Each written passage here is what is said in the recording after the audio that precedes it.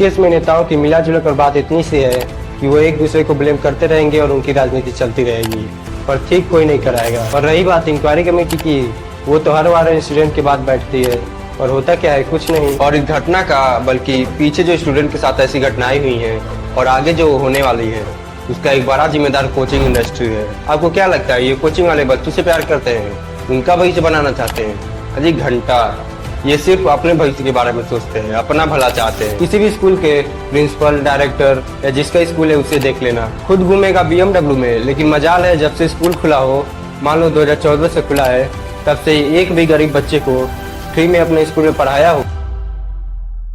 Hello दोस्तों, आज फिर इस टॉक्सिक इंडस्ट्री ने इंडिया के 3 और युवाओं की जिंदगी को खत्म कर दिया। जिन युवाओं पर देश का आने वाला पूरा भविष्य टिका हुआ है, जो युवा आगे चल के अपने परिवार के तथा अपने देश के लिए कुछ करना चाहते हैं, ये कोचिंग इंडस्ट्री उन्हें कौड़ियों के भाव भी नहीं आंक रहा। अभी हाल ही में 27 जुलाई दिन शनिवार की शाम को दिल्ली के राजेंद्र नगर में 3 UPSC एस्पिरेंट्स की एक कोचिंग के बेसमेंट में डूबकर मिट्टी हो गई, क्योंकि वहां पर बारिश का पानी भर गया। उस कोचिंग इंस्टीट्यूट का नाम है राउस IAS स्टडी सर्कल, और ये भी बताया जा रहा है कि उस बेसमेंट को इलीगल रूप से चलाया जा रहा था। जिस बेसमेंट को पार्किंग के लिए बनाया गया था, उसमें लाइब्रेरी और क्लासेस रन किए जा रहे थे। लिटरली बेसमेंट में क्लास, आप इससे स्टूडेंट की हालत का अंदाजा लगा ही सकते हैं। और एक सिविल एस्पिरेंट जिनका नाम अविनाश दुबे है, उन्होंने चीफ जस्टिस ऑफ इंडिया को एक लेटर लिखा है, जिसमें उन्होंने पुअर इंफ्रास्ट्रक्चर और पुअर ड्रेनेज सिस्टम को लेकर चिंता जताई है राजेंद्र नगर और मुखर्जी नगर जैसे एरियाज में, क्योंकि ये वो एरियाज हैं जहां स्टूडेंट सबसे ज्यादा तैयारी करते हैं। और उन्होंने अपने लेटर में साफ साफ लिखा है कि उन्हें घुटनों तक भरे पानी में चलना पड़ता है, और उनके जैसे स्टूडेंट्स जो किसी एग्जाम की तैयारी कर रहे हैं are living a life of hell. और ये दर्शाता है कि इन बच्चों की कोचिंग इंस्टीट्यूट्स ने क्या हालत बना के रखा है।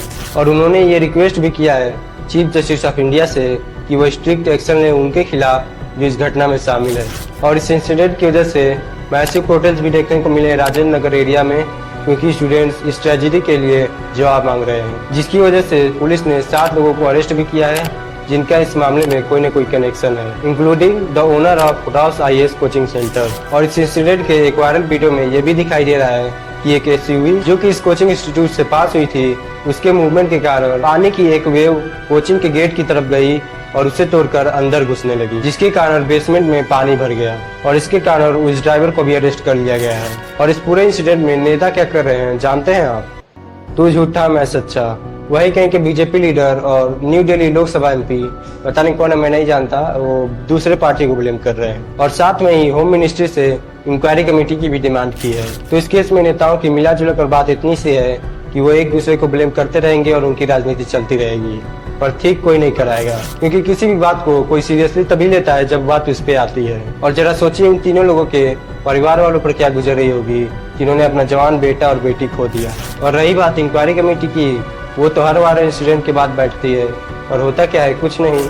और इस घटना का बल्कि पीछे जो स्टूडेंट के साथ ऐसी घटनाएं हुई हैं और आगे जो होने वाली है उसका एक बड़ा जिम्मेदार कोचिंग इंडस्ट्री है। आपको क्या लगता है, ये कोचिंग वाले बच्चों से प्यार करते हैं, उनका भविष्य बनाना चाहते हैं? अजी घंटा, ये सिर्फ अपने भविष्य के बारे में सोचते हैं, अपना भला चाहते हैं। वरना जहाँ 10 सीटों के लिए ज्यादा से ज्यादा 100, 200 या 500 आवेदक होते हैं, ये लोग उसे मोटिवेशन दे देकर 10-10 हजार आवेदक तक पहुँचा देते हैं। जहाँ कोई स्टूडेंट्स 2 या 3 अटेम्प्ट देकर ये समझ जाता कि वो किसी और चीज के लिए बना है, वहाँ उसे कहा जाता है बेटा ये तो तुम्हारा पहला अटेम्प्ट था, अभी 2 ही अटेम्प्ट तो हुए, अभी 4 ही अटेम्प्ट तो हुए, अभी 10-20 हजार अटेम्प्ट और बाकी है, अभी लगे रहो, अभी और मेहनत करो, हमें और फीस दो, क्योंकि तुम्हारी वजह से ही तुम्हारा धंधा चल रहा है।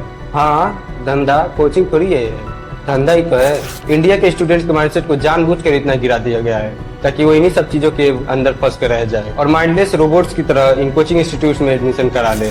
और जानते हो तुम्हें क्या समझते हैं ये लोग? भेड़ बकरे समझते हैं ये लोग, उससे ज्यादा कुछ नहीं। और इंडिया के सारे प्राइवेट स्कूल, सारे नहीं 99% प्राइवेट स्कूल और गवर्नमेंट स्कूल की बात ही छोड़ दो, उसमें स्कूल जैसा कुछ है ही नहीं।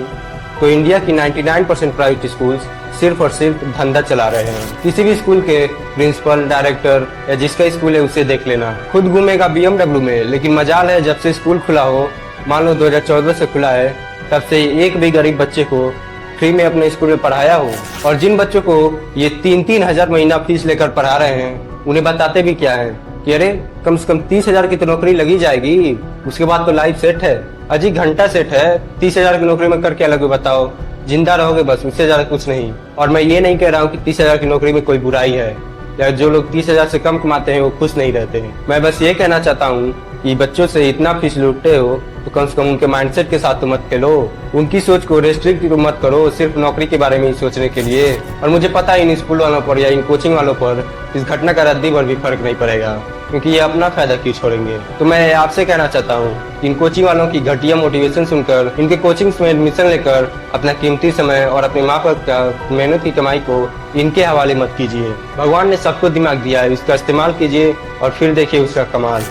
और अगर आप वहाँ जाना भी चाहते हैं तो सिर्फ ये सोच कर जाइए कि ये एक सिलेबस है और ये लोग मुझे बस ये सिलेबस पढ़ा सकते हैं, और बाकी जो मेहनत पड़ेगी वो मुझे खुद करनी है, क्योंकि सिलेबस तो हर कोई पढ़ता है और ये लोग हर किसी को पढ़ाते भी हैं, लेकिन सिलेक्शन तो कुछ ही लोगों का होता है। बेमतलब का उन्हें भगवान मत मानिए। और ये बात याद रखिए कि जिन लोगों का सिलेक्शन होता है, जितने लोगों ने अटेम्प्ट दिया उनमें से अगर ये कोचिंग इंडस्ट्री नहीं भी रहे ना तब भी उन लोगों का हो जाएगा, और उतने ही लोगों का होगा जितना होता है, ना उससे कम ना उससे ज्यादा।